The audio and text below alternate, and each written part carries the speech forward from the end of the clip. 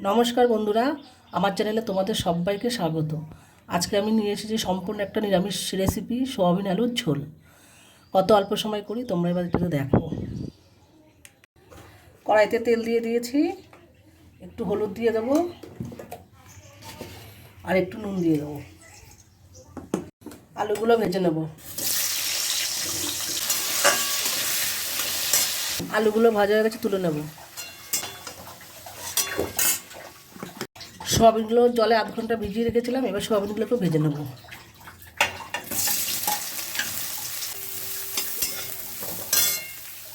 সোয়াবিনগুলো ভাজা হয়ে গেছে, এবার তুলে নেব।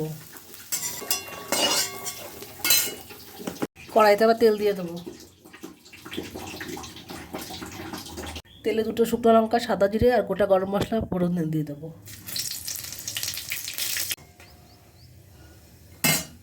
টমেটো দিয়ে দেবো।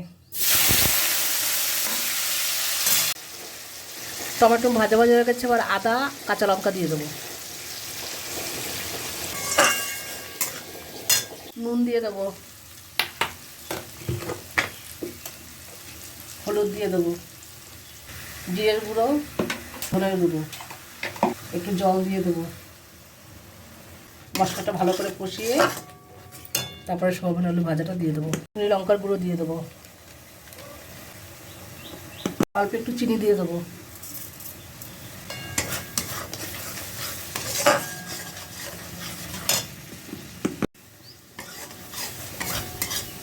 মশলা থেকে তেল ছেড়ে দিয়েছে, এবার আমি আলু সোয়াবিন ভাজাটা দিয়ে দেবো।